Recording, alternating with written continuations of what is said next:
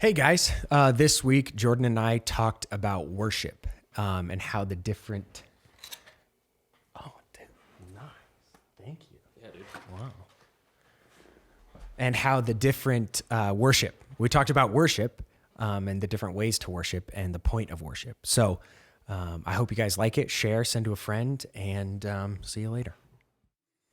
Welcome back to the podcast, everyone. On the show today, we have one of the most influential figures in all of crocheting. He can make a mean turtleneck. Mr. Jordan Weaver. As though my orders are not backed up enough. Oh, sorry. Listen, I just wanted to shout out Etsy, Jordan Weaver. He doesn't have that. Don't look it up. Thank you. Well, it started off well. It's been 2 weeks. We just said it. It's been 2 weeks since we've done this, and it's just like you fall completely out of rhythm. You gotta kind of get back. I have no idea what I'm doing. Not you. I'm saying a guy. A person falls out of rhythm after a couple weeks of not doing it. Yeah. The topic today. Hello, Kim Smith from Two Shoe Washington. Sorry. The topic today Yes. is worship. Okay. Because we did a podcast about communion, Yeah. and it seemed like it seemed one of those things that you just kind of do.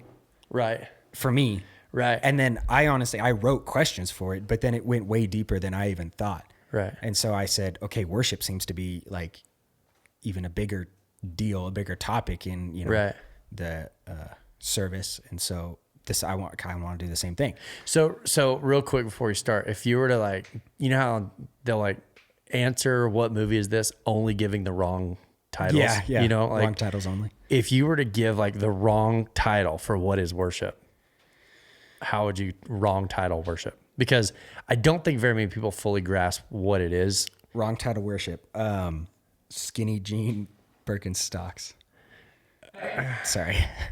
Yeah. I would say a group of people singing some songs. Yeah. That would be title worship. Title what this isn't. And I would start with a group of people singing some songs. Yeah. Because I think so many people boil it down to worship. Oh, I know what that is. It's when you do the singing part. Yeah. And even Lacey, when we got married, I'd pick her up, we were dating. And my family's obviously churchy. And so church starts at 10 and I'd get there to pick her up at 9:45 and she would just be getting blow drying her hair. And I'm like, yeah, what are we doing? And she'd be like, well, it's just the singing part. Right. And you're like, that's part of it. Yeah, we're supposed to be there for that. Not to mention that my family's going to freak out. My grandpa, if I ever wore shorts to church, my grandpa wouldn't speak to me. So I'm dead serious. So walking in late, what you can imagine, there's some social pressure, but to boil worship down to some people singing songs, which I think is actually a really common misconception. Yeah. Is that to me, that's the wrong title. Yeah. Yeah. So, first off, how does the Bible describe worship? Let me see if I can find it. There was one verse that I kind of found. Maybe I don't have it pulled up. Never mind. But it said, worship is not don't worship any man-made things. From this earth. Do you remember or anything like that? I got it right here, but do you remember the sermon about laser focus? Okay. In moments of high adrenaline that you get tunnel vision. Right.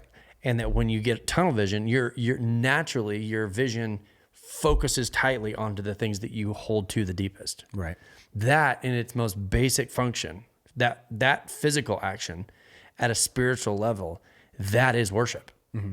It's when you get tunnel vision onto something so specific that it's everything else sort of disappears. And so when you start talking worship, giving to the Lord the things that we do, it's more than that because people can be transactional with that. If you give the Lord something, it can be done in the wrong heart.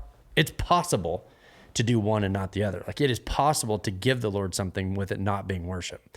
It's impossible to worship without also offering something to that. For instance, where do you most easily overspend? Because everybody has one. Even the most saving type personalities. Everybody has something that they generally tend to overspend on. Yeah, it's anything I'm fixated on at the time. Where the heart's at or whatever you say. Yeah. Yeah. Worship equals communication with God, right? Close. I think we're close. See, this is a good topic. This is a good topic. So let me tell you where we're at. We're going to go to 2 Samuel 12. It says that, where's this verse? That David has this moment where him and Bathsheba, and then Uriah comes in, and David has the husband put to death, and he did nothing wrong. He was a good soldier. King David has him put to death because he's covering the fact that Bathsheba was pregnant. Right. So, I mean, it's like not what you'd expect. That's one of my favorite things about the Bible is that it doesn't delete the mistakes. Right. People don't get canceled because of their mistakes or because of their history. It is literally the story played out exactly like it happened. So David gets someone who's not his wife pregnant and has the husband to the lady that he got pregnant killed because he was such a loyal soldier, he wouldn't go back, and it was going to basically be an illegitimate child. And David had this whole plan, and he wouldn't do it, so he had him put to death by putting him on the front line. Oh, jeez. And they have a child, and so now they're married. And it says that Nathan went home, and the Lord. This is verse 13. This is all going toward worship. Then David said to Nathan, "I have sinned against the Lord." Nathan, the prophet, calls him on it and says, like, you're completely focused on self. Like, you are laser tunnel vision focused on your own interests. Right. And at this point, the child's already been born. So how much later is this? David has lived with this sort of secret or story all on his own, thinking he got away with it. Nathan answered, "The Lord has taken away your sin. You will not die. But what you did caused the Lord's enemies to lose all respect for him." Caused the Lord's enemies to lose all respect for him. Who is the Lord's enemies? I don't think it's people. See what's happening here? That this is my guy. He's loyal. And the enemy's like, he's not loyal. Look, he's acting more like one of my people than yours. Interesting. Okay. Right? So sin has a foothold in the nation of Israel. For this reason, the son who is born to you will die. Now, Old Testament, everything happens physically. New Testament, everything's happening spiritually. But what the penalty is that the son born out of this is going to die. Okay, so it says that Nathan went home and the Lord caused the son of David and Bathsheba, Uriah's widow, to be very sick. David prayed to God for the baby. You would think that, like, what we understand about worship, this is the time for that. Your baby is sick. And so you're like, I'm going to go worship. I'm going to go give something to God. I'm going to be in communication with God. I'm going to worship right now. Maybe God will hear me. That's my, like, if you think of, like, how many times do you see people walk into church and they're like, I'm so desperate. I got to get some help right here. Have you ever had anybody that's like, hey, I've made some bad decisions, but man, I need $100. I can't explain. I just need $100 right now. I'm desperate, right? And we walk into church with that, like, I'll worship. I'll sing the songs. What song do you want me to sing? I'll sing it. Right. David is praying and fasting, and the elders came to try to pull him up from the ground, but he refused. Verse 18 says, on the seventh day, the baby died. So everything that David was laser focused on, the healing that David was like tunnel vision focused on, God didn't answer the prayer. Right. It says that David's servants are afraid to tell him that the baby was dead. This is David who has killed tens of thousands of people. You don't want to be the one that gives him the bad news, right? They said, look, we tried to talk to David while the baby was alive, but he refused to listen to us. If we tell him the baby is dead, he may do something awful. Verse 19. When David saw that the servants were whispering, he knew that the baby was dead. So he asked them, is the baby dead? They answered, yes, the baby's dead. Now, this is where worship, in my mind, when I was about 24, 25 years old, I read this story and I read this verse that I'm about to read. And I went, I don't understand what worship is. I don't get it because I don't like sitting in a room with people and singing. Right. Can I just say that on the record? I don't like singing in a room full of people. Okay. If that's what it was, I'm out. Let's just remove it from the concept, right? It says that David got up from the floor, washed himself, put lotions on, changed his clothes, and then went to the Lord's house to worship. And you're like, yeah, that doesn't make sense. Yeah, the order of that doesn't make sense. Right. The order of that, like, okay, I didn't get what I asked God for. I'm devastated at the loss of a child. Right. Now's the time to go worship. And so when we talk about literacy, one of the things that I'm going to talk a lot about in the next couple months is literacy. Mm-hmm. I don't mean the ability to go phonetically put sounds together according to letters. When I say literacy, what David is expressing is not a literacy about the scriptures. David is demonstrating a literacy about the nature of God, that God is a fair God, that God is a good God. And then even in moments of suffering, that because of God's goodness, it draws us forward to God, not we'll go to God if he gives us what we want, and otherwise we're going to go do our own thing. David had a high functioning literacy about the nature of God. And so when he didn't get what he wanted from him, he didn't run away from him. He put his focus onto him. Mm-hmm. And if you think of realigning life to the goodness and the nature of God, becoming literate in who God is, you find him when you go to the Word. You find him when you go to church. And that's why in a church service, in a collective setting, when we go through worship, what we're doing is we're taking that moment like, wait. Before we go to the Word, let's take this week and like, let's try to put our tunnel vision back onto God. Right. And by collectively in a group going through a season of worship in the service, that explains what David was doing. It was like, God, you're going to have to draw me forward because loss of a child, how's it getting worse than that? Right. So is worship singing, or is the idea of worship to tunnel focus? I think it's refocusing. Okay. Because if we were to get in a room and I'm like, all right, everybody, listen up. I'm going to blink the lights until you're quiet. Right. Yeah, that sucks. But like Sunday at church, this Sunday, I had a moment where like the worship, the presence of God in my mind, I don't use that word a lot because I think sometimes people throw that word onto a situation. Can't you feel the presence of God? And everybody's like, I don't want to be the one to say no. Right. Right.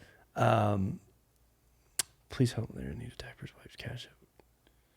Okay. Passing that on.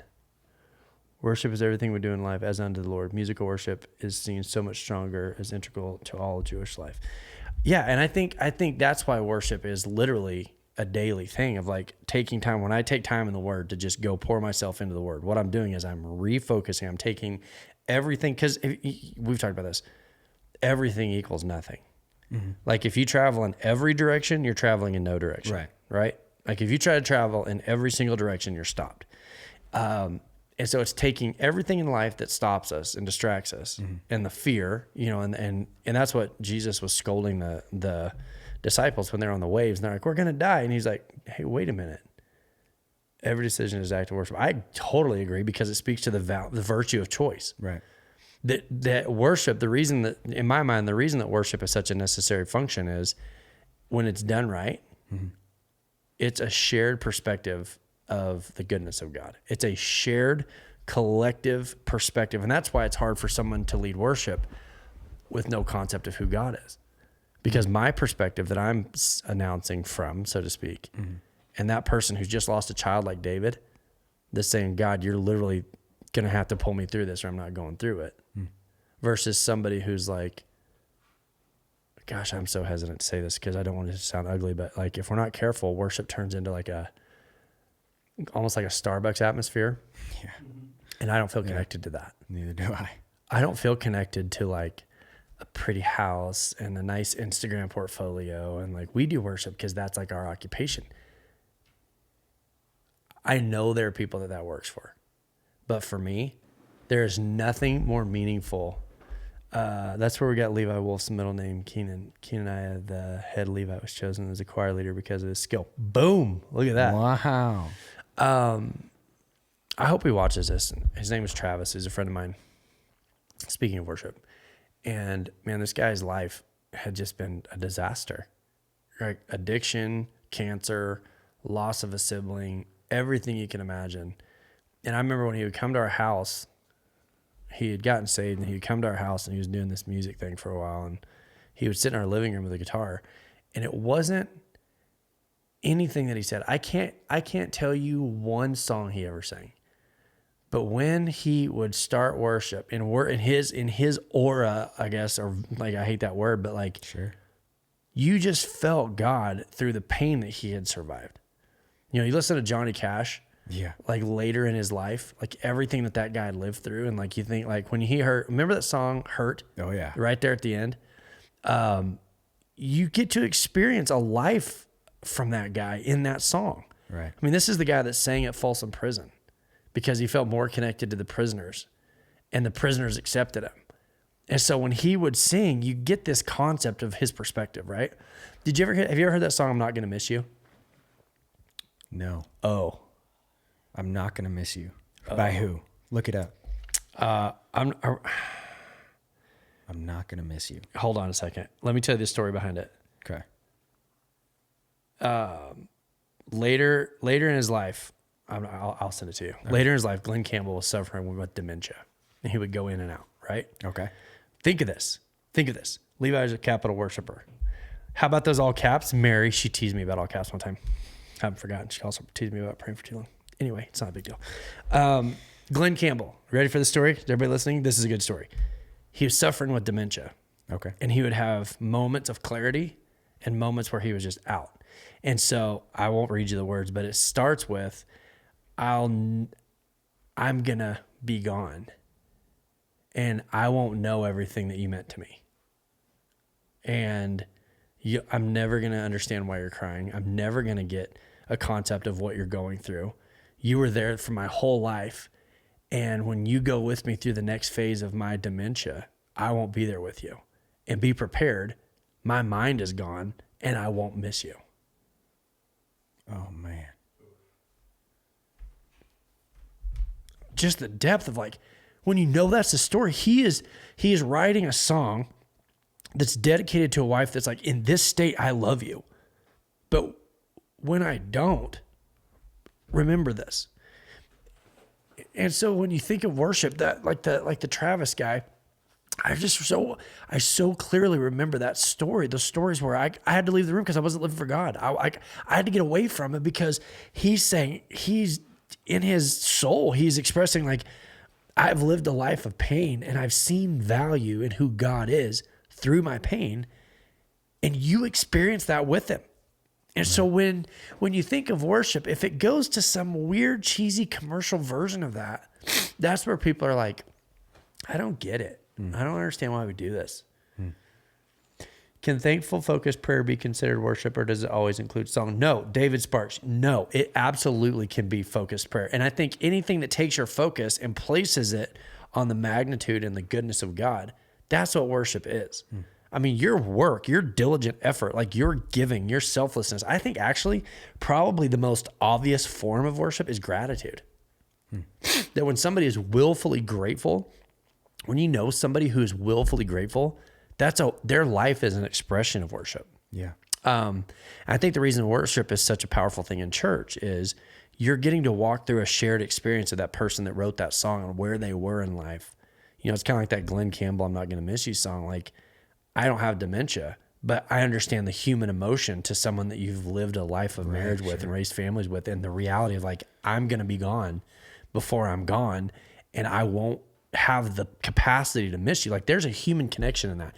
And so that, to me, when you look at the hymns that emerged from the Depression, Right. you know, and the forms of struggling, when you listen to like the old spirituals that the slaves would sing in times of just absolute suffering, that when God was all they had left, there's a human connection to that sense of desperation, even if I'm not in it. And I can benefit at a spiritual level. I benefit from somebody else's focus. They're like, this is what I see of God. This is my perch. From where I'm sitting, this is what I see about God's nature. And it's like I get to go there with them. It's like I get to experience that with the author of who wrote it. And so I think that's the reason you don't, I don't remember typing. Well, just know, Mary, your question was, why do you do that? It sounds like I actually care. I don't know why I remember that. It did not hurt my feelings at all, even at the time. Don't the songs prepare the mind and heart to communicate and hear the Lord's words? They call it breaking up the soil, you know, because like it's worship. Tilling the land. Yeah. Where like when the word hits you, you're like, you've already got some level of degree of focus. And there's a study actually in the word of how many times God would make appointments. He would tell them, be here on this date or be on this point at this point. And like how often God would cause people to prepare themselves in advance. And the nature of preparing yourself allows you to hear God's word. And like when you walk into church, there is this preparation period of like, okay, I made it. Sometimes people walk in church like, I made it. I mean, I fought with my wife this week, or I said something mean to my kids, or I didn't do a very good job at work, but I'm here. And you're in no position to hear the word of God because you sit down and it's like, ma, and something happens in those moments of worship where it's like, okay, that's right. Okay. No, I'm good. I'm good. I'm back. What's he have for me this week? Yeah. I have found, the times in worship where I actually feel, you know, for instance, I don't like if I'm just driving, I don't listen to worship music. Right. Okay. Same. And I know people that do that's kind of same. And I know people that listen to it because they're kind of literally worshiping God all the time. Yeah. But I also know people that listen to it Guilt. because they feel like they have to. Now, I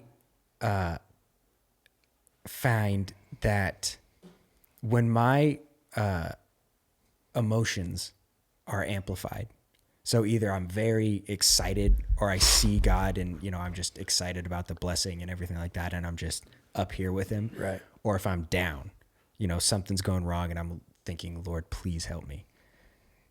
Those are the times where I'm sitting there in worship, or sometimes I put on worship music and I just sit there. Right. I'm not the kind of person that like sings the song. It's interesting for me. When I sing songs, I picture myself singing the song. Like I picture myself as the rock star singing the song. It's transcendent. Versus like when I'm worshiping, I enjoy, I just kind of sit there and like absorb it. Anyway. I want to get to a place where I can just worship God all the time, but it's almost like I have, my emotions have to be amplified, because I think that's what kind of tunnels me in. Well, there's something about it. If you've never experienced it, I don't know how you'd even describe it to somebody, but there's something about being like at a big music event where there are literally thousands of people and the sound is loud and it's like you're in it. Right. You are experiencing it like with your senses. Mm-hmm. And like, just listen to what the Bible talks about with heaven. There's this weird sense of like, I wonder if it's like this. Whoa. Where worship isn't necessarily the sound that's coming out of our mouth. Maybe it's being in the sound. They say so we've talked about this before, but they say that they don't know what an atom is made of. They don't know what material. So they know what an atom is made of, but then you go down, and it's called cork. Cork. Yeah. Well, that kind of messed up. Yeah. Are you sure? Now I'm curious. Anyway, my point is, whatever the smallest, right? They don't know what it is. Mm. Science can't tell you what it is. The closest they can figure is that it's a sound wave. Right. That if God spoke the word into existence, that everything we're living in is somewhat of a simulation of sound. So you look at a tree or a person or anything, and you just keep zooming in, and at some point they turn to atoms, and then inside an atom is something, and then inside that is whatever, and then eventually you get to a sound wave. And they never touch. So, the argument is nothing ever touches, but a sound wave. Like that is the fundamental core of what makes up everything that we would call real. And so that means that the words that come out of your mouth as sound are a reflection of just as much real as what's going on in the physical world. And this is a secular thing. This isn't even like in the Bible. This is just what we know of science. But then you couple that with what the word says about how he speaks things into existence, and you go like the entire world is a audible simulation. Dude, that's crazy. And so if that's the case, then you go to these concerts and it's like big sound and you're in it. Yeah. I think it does. I think there is like an actual visceral connection to like, this feels like I'm a part of something. Yeah. And if that's what heaven is, then that's what we're trying to replicate. It's a little moment of, if we could just nail that, it's always work. Mm-hmm. It's always work. We're always working to try to get to that moment where you feel like you almost just disappear into it a little bit. Like there's this self-forgetfulness where you sort of almost become the worship in a sense, like who you are disappears into worship for a minute. Yeah.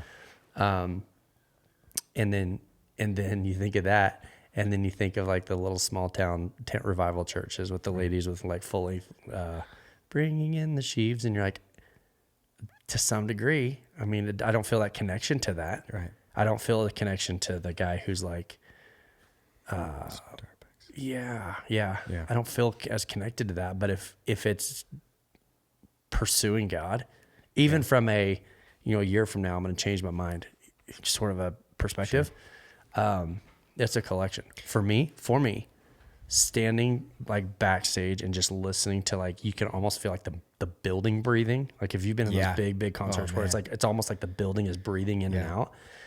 That to me would be like, how cool would worship be if it was that? So fasting. Wait a minute. Okay. The breathing of the building, I felt it just as real when my buddy Travis would sit in the living room and play guitar. Yeah. So what that tells me is it doesn't have to be this big production. When you tap into it, when you connect to that wavelength, whatever that is, you're in it. It's not a size thing. It's a wavelength. It's a connection. It's a, what would you call that? It's like you've got vibration. Yeah. So fasting, in my mind, for a while I was thinking, why fast? What's the idea behind fasting? And in my mind, it was you take away senses and it actually amplifies your other sense. Okay. So like if you just put a blindfold on, your hearing will improve, right? If you don't eat food or drink water, whatever, fasting you do, it'll like amplify other senses. So, is that kind of also tunnel? You're like fasting, you're praying, you're that kind of stuff, and it's almost like tunneling in. It's almost a worship.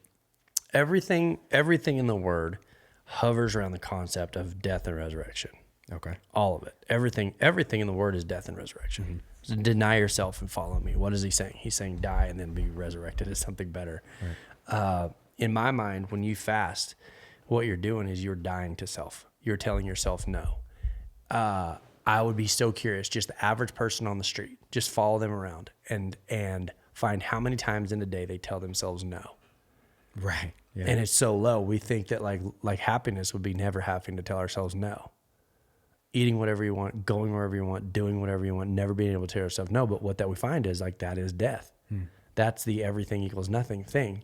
If you have everything, you have nothing. Are you with me? Mm-hmm. And so if you never tell yourself no, you never get to experience the joy of the return of that later. Right. And so in my mind, fasting is definitely telling your flesh no, because otherwise it turns into this just spoiled little baby, an inner baby that just wants to be comforted all the time. Yeah.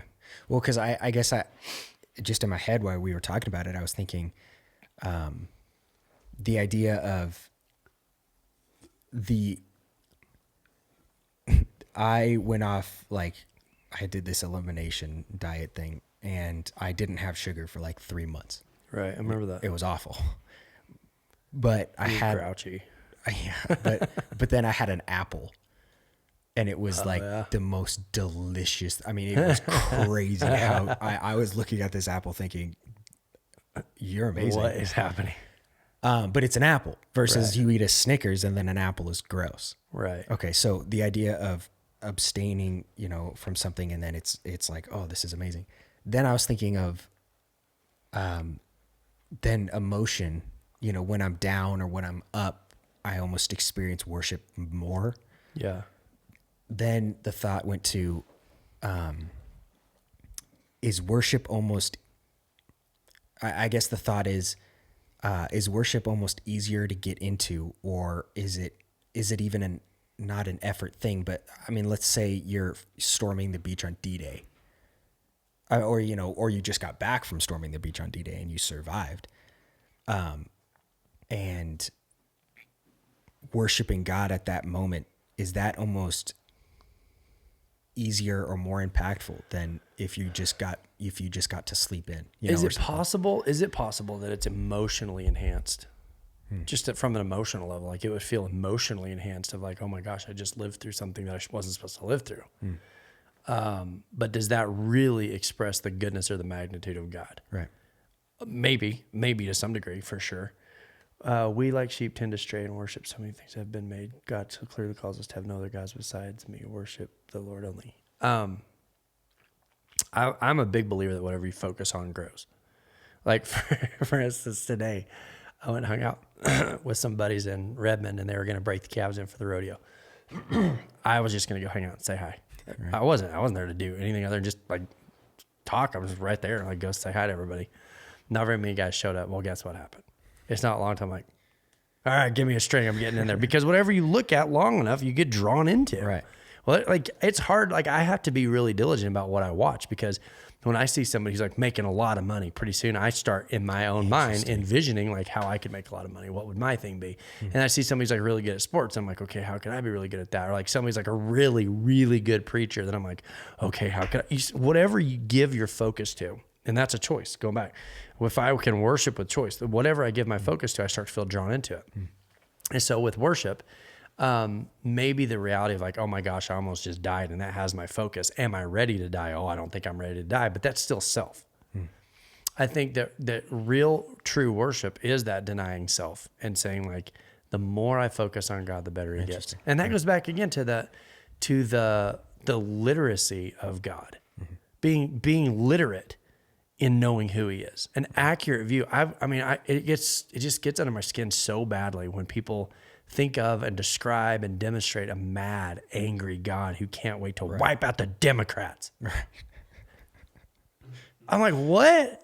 What? Chill, dude. That's being very illiterate as to God's nature. You're very illiterate. And one of the things that you see is like when they wanted to keep the slaves dependent back in the 1740s, when they passed that act, they said they're not allowed to get education. They're not allowed to come together. They're not allowed to, because when they would get empowered. And you're like, okay, wait a minute. Don't you want people to feel empowered? So if you reverse engineer that, what you would say is they can't become literate or they'll unite. Well, wait a minute. Let's reverse engineer that and go, as people become literate in Christ, we will begin to unite. The literacy of God. And when you worship, logically, when you begin to worship on the goodness of God, a God that drags us, a God that is so good that we can guarantee that whatever we're going through is worth it. In obedience, obviously. I mean, if it's disobedience, he makes you aware of that because he's a good God. Again, it's like there's no indictment on God. There's no such thing as an indictment on God because God is so good that in moments of suffering, he's drawing you forward to something that's so much better. Because we always want, I'm preaching a sermon that I need to wait and not preach yet, but like instead of always looking for a relocation, we're talking about a transformation. People don't want transformed. People want to be comfortable. And God goes, you can't be comfortable until you transform, until you become something different. You know, it's kind of like the caterpillar is always mad at God because it's never seen a butterfly. A caterpillar will always be angry at God for dragging him into a cocoon. But a butterfly couldn't possibly be mad at God. You see what I mean? And worship is that thing that says, I feel like a caterpillar right now, and I feel like I'm disconnected from where I want to go in life. But based on the literacy of God's goodness, I can continue forward. That's worship in my mind. I enjoy worshiping quietly alone on the ranch. I really feel close to the Lord, but going to church can amplify my feelings when I'm worshiping in this solitude. Absolutely. Yeah, so it's that refocusing. It's David saying, I have to refocus on the goodness of God. That tells me that he probably hadn't been. His guilt, his shame had caused him to sort of shy away from God because he had an illegitimate child and had put a guy to death.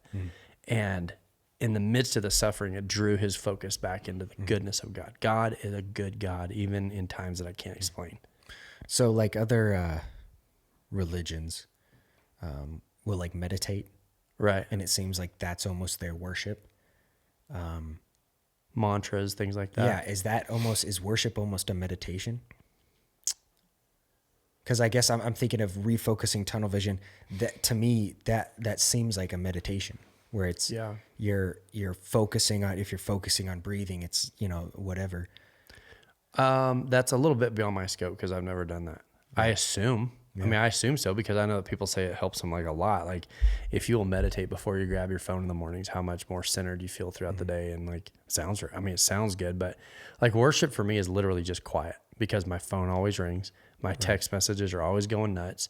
I'm always checking like social media. Worship for me is the willingness to press into silence.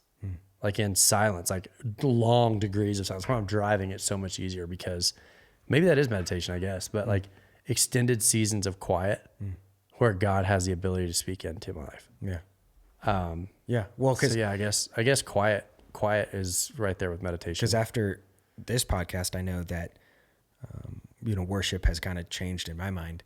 And then I started thinking about it's almost like a meditation to sit there and just kind of refocus on God and to point towards him and stuff. And is that hard for you though in a church setting where you're running all of the media? Oh yeah, no, I found it was interesting. There was a time I need to do it outside. It's hard to, when everything's going on, it's hard to, because you're kind of flying the plane. It's hard when, when worship and sermon and everything, I guess it comes down to the fact if I'm not actually paying attention to the sermon. Right. Because if I was, I would ignore the timer on the camera and all this different kind of stuff. Right. And so I find different ways because I need to go back and like actually watch it. And what is cool about, we're filming sermons and stuff, in a more studio type environment. And that's actually I'm able to actually listen and, you know, pay attention to it instead of constantly thinking about, okay, how does it sound? How's that over here? And that kind of stuff. But, you know what I think? What? I think universities are going out of business. Yeah, dude, it's crazy. I do. I think that. Yeah. I think people have found that there are different avenues that are more effective than sitting there. Because, like, think if you're a professor, you can teach how many people at a time, and they're paying lot of money. lots to be there. And then they're like, well, I could just do it online, and people pay me directly, and I can have more students that pay less and then get the same education. Like, I listen to lecture series all the time that I'm like, I should be paying for this. I should be forced to pay for this because this material is so helpful to me, like viewing the world accurately, that I can understand why somebody would pay for that. And the material is becoming too readily available. Maybe that's what free education is going to look like. Like, if you're gonna be a doctor, there still needs to be some sort of a method by which you prove that you know the information. There's got to be some, like, if you're gonna be a lawyer, if you're gonna be a doctor, there's got to be some sort of a standard. But like, for those people who are like, I don't know, I'm just gonna go to college because I'm just gonna go to college. Like, I think those days are over. And I don't know if, I'm curious to see if universities are gonna be able to survive that. Well, I see it. There's two different things. There's two reasons people go to the university. They either go to learn how to be an adult, or they go to learn education. Yeah, there's two curriculums. You're talking about two curriculums. There's the educational curriculum, and then there's the society structure curriculum. Right. That by getting up at 7:30 and attending class, you've already completed the first curriculum, which is fitting into society. Yeah. Second, what do you learn when you're there? Yeah. No, it was interesting. I just found a criminal justice YouTube thing the other day where they just, you know, review cases, and you learn all about, you know, and it's a full on. I mean, I learned a lot. Yeah. And I have no interest in being any kind of. But it's interesting. Like, I've been listening to podcasts about like Carl Jung and Friedrich Nietzsche and I sound so snobby to say those names because I don't know anything about them. But when you understand the philosophy of a non-believer, it helps solidify my belief as a believer. Like, I see the gaps in what they believe, and then it helps me deepen my understanding. And I'm like, what would I have had to pay for that? Yeah. And so, to your point, like, worship, in my mind, worship is that I want to better understand God in my quiet time. Like, I live in headphones because I want to know. I got to get to this question. How do you handle worship when you have so much on your mind that you can't focus? Taylor, I love that question because if you wait until it's involuntary, you'll wait forever. I think that's part of, let's be honest. Can we have just a moment of honesty here? Yeah. We're all family. Worship at our church has several challenging elements. Okay. The sound. We've got a band. We've got people who sing. We've got young people who listen. We've got old people who listen. You take all 5 of those and just throw it in a bowl of soup. It's like, what? You're going to have to take something out or that's not going to work. Yeah. And so what I love about worship is that it's voluntary. Because if you walked in at Shiloh and everything was just perfect, I mean, perfect, it's involuntary. You can't help it. You're drawn into it. Yeah. And so when there are, I love that we're figuring it out. I love that we're figuring out what is our sound. What do we sound like? Miles Davis said it takes a lifetime to learn how to sound like yourself. Yeah.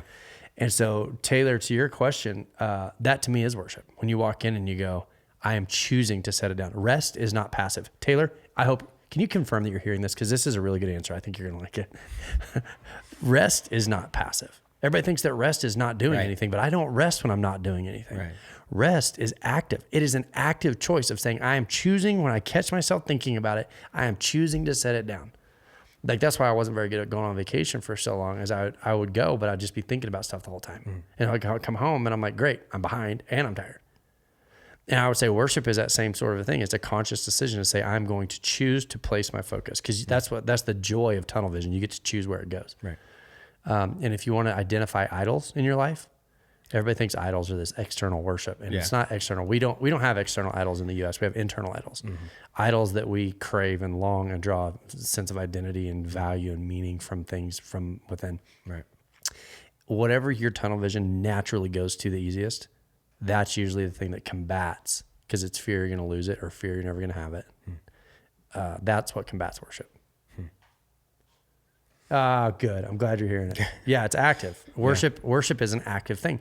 And so when you walk into church on Sunday morning and you're like, I'm working through my distraction. How? By participating in worship collectively. And so it's like, how do I do that? Well, we got the words up there. We'll sing. We've added a band. We've gone digital. We have a great worship team. Like, we'll do the best we can with what we've got to work with. We'll do the best we can. But ultimately, it's not a concert, because a concert's for your benefit. No, this is not a concert. This is your opportunity to participate in a worship structure that refocuses, and you got to do that willingly and willfully. Robert Harris said, the two have so much in common. We should listen to the thoughts and the feelings that enter our minds and our hearts. We're open to receiving wisdom. Then we choose if we're smart enough to listen. Yeah. Robert, he's a sheriff down there in Johnson County. I bet he gets to. I would be so interested, Robert, from a law enforcement standpoint, how many times somebody goes to jail because they just chose the wrong voice. They just chose the passive, I'm going to do whatever in that moment. I don't know. I don't know if that's even a fair question. Please take a few minutes a day to find quiet time and peace. We all have 24 hours a day. Use a few minutes for yourself to find peace. Well, and here's a question, because you were talking about rest, and I kind of just realized that that actually rest and worship. It's interesting that I think about this, because you said rest is active. So the question is, do you find more rest just not doing anything, or do you find more rest doing something that is not your job, but you thoroughly enjoy and you just have time to do it? I get this from my mother. My mom is a busy person, and she's not unhappy. She's less happy when she's sitting still. She's more happy when she's doing something. Like, if me and Lacey are ever arguing, I can work through it if I can, like, get up and start just cleaning or doing something. As long as I'm active, I can keep my mind engaged. When I just sit and do nothing and try to focus, I have a hard time. Yeah. I think there's a diagnosis name for that, but because I was just thinking, when I am by no means even a amateur, I'm very much a beginner. Okay. And I'm looking up Psalms 92:1, but keep going. Like woodworking. Okay. Really? You're doing woodworking? No, but I mean, like, I do, but that what I'm saying is, like, I'm before a beginner. Anyway. Okay. But I enjoy just, like, making little boxes and, shelves and bookcases and stuff like that, where it's nothing. You do? Turn it into something. Yeah. I mean, yeah. And I find that it's a restful thing. Yeah. Cause I can't go home. I don't go home and then spend another 4 hours on it. Right. I'm tired. I want to go to bed. Right. But when I have a Friday and there's just nothing to do. And my wife won't let me call you because it's your day off. I've had days where I've just done nothing and I just sit there. But then I've had days where I work on something like that, and I find myself, I find myself, like, if I'm sanding something or doing, it's almost, I almost think I almost find myself almost worshiping, because I think I'm resting, first of all, but I'm doing something satisfying. But then I'm also doing something, I'm thinking, man, this is such a cool creation. Like, okay, let me think of this. How much mental illness would disappear off the scale if people would spend an hour a day at the gym nationally? Let's say, for the sake of numbers, 10 people in the world. That's it. They all have mental illness. Okay. To some varying degree. Some needs treated. Everybody thinks it needs treated. How much of that would be treated if they were more active?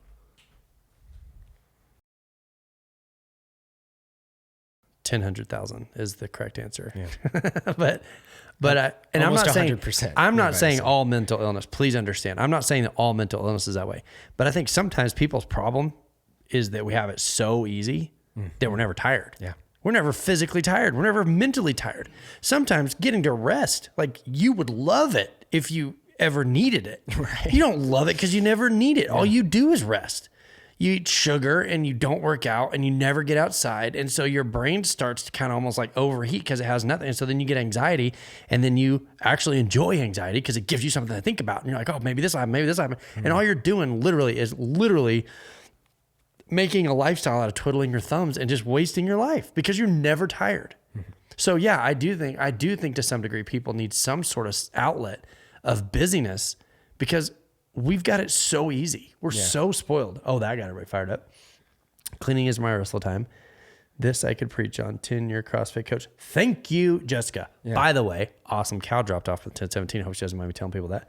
It's restful to me to clean and organize. So that's my point. Is like, if we're going to understand worship, we have to understand it in the scope of we were not created to live without mission. Yeah. I think sometimes we're trying to solve the problem of like, why am I not happy? Like, you have no mission in life.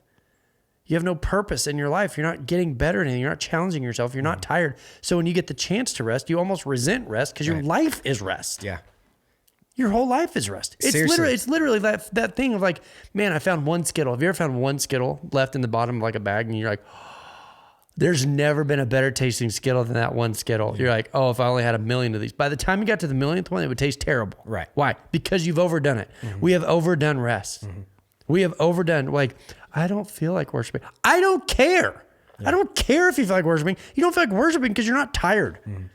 You're just bored. Yeah. You played video games all day, all month, and your brain is fried. Sound like an old man, but I think sometimes worship, the problem we have with worship is we're not tired. Yeah. We don't need that. Like, oh God, I need you today because I'm done. Yeah. We're beasts of burden. We're supposed to be tired. Yeah. We're supposed to have a job. We're supposed to have challenges. We're supposed to face difficulties and make the right choice when it would be easier to make the wrong choice. That's what life is about. You're supposed to face those moments of like, I would love to do the wrong thing, but I'm going to do the right thing. Why? It's going to be harder and I'm going to be exhausted. But when I get home, I'm going to enjoy the rest. I could just cut corners and go home, but instead I'm going to go the extra mile. That's what life is about. And yet people think that life would be so much easier if it was just free of difficulty. And it's like, it's the opposite of that. Yeah. Yeah. Sense of accomplishment. Okay. After a lifelong working time, I drive myself to the point I am life 71 years old. Keto, you don't look 71. We remember when you did. No, I was kidding. I'm kidding. I was just joking. Rest is working, make myself a better person. So when I rest, I'm listening to sermons and trying to be better myself. Yeah. Yeah. I mean, I think that's in my estimation. Imagine somebody that literally labors all day long with their hands and their body is wearing out and they work and they work and they work and they're having a conversation with the guy who's like, I'm a worship leader. Like, what are you guys going to, what are you guys going to talk about? This is going to be what are you guys going to, like, what? But I know there's a God that is so amazing. He can get there with both, but I personally feel more connected with the guy that is tired. Yeah. I think we're better as people when we're tired. I think that's the reason that cell phones have done what they've done. And I'm as guilty of that as anybody. It's like, we can fill our time. Okay. So here's a question I have for you. Here's a question I have for everybody. Here's my question for everybody that's watching. What do people do all day? What does a person do with their time during the day? What's normal? Dang it. What's a normal day? What is the normal day in the life of a person? I don't know the answer to that. I was thinking one day, I mean, because it's literally, it's working and then entertaining. It's working and then content. Yeah. It's working and then going home and watching a movie. I mean, for me, or, working on something, right? Right. I've literally thought one day, I was like, man, if phones weren't available, like, could you imagine what we could get accomplished? And then I was like, wait, that's crazy. That's not good. It's not good. Yeah. It's freaking not good. It's not good. We're not tired. That's our problem. Our problem is that we're not tired. We don't work hard enough. We're not busy enough. And like, well, I could do that today, but I think I'm not going to do it. And 3 hours later, you're on TikTok. And you're like, what? Is this what normal people do in life? Is this what... Try to explain our everyday to somebody from even 100 years ago. Yeah. They'd be so bored. Hold on. What do you do all day? I look at this little device. Glowing rectangle. All day? Black you look at a device all day long? Mm-hmm. When do you get outside? When do you work? Like, I had a friend one time that said there was this long distance runner from Kenya and they couldn't outrun him. They could not outrun him. He could just run forever. And it turns out that one part of his diet was that he drank mare's blood. Yeah, that's offensive. I know. I get it. It's gross. Like horses? Yeah. Okay. So they're like, that must be the trick. So everybody starts trying it, right? Turns out he's a mail carrier. He runs 35 miles a day for his work. Had nothing to do with the mare's blood at all. Did he think it did? No. Why was he drinking mare's blood? That was just part of the culture of what they did. But my point is, like, maybe it boosted his iron or something. Maybe. But he was running 35 miles a day because he was a postal carrier. That's why he was so good. Not because he figured out some trick. Right.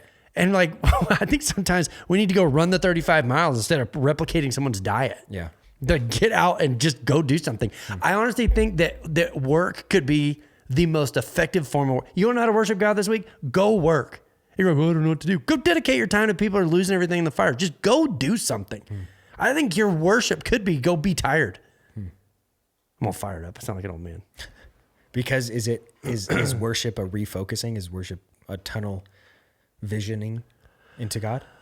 Yeah. It's your so tunnel work vision. Can be worship? Yes. Yeah. Yes. Because I mean, if gratitude is a form of worship, imagine being grateful for getting to come inside instead of expecting it all day. Yeah. Yeah. The same thing that gives you rest will turn on you and start to poison you. When you breathe in the air, not right now, but normal air, it's oxygen, right? Yeah. But if you hold on to it for too long, what happens?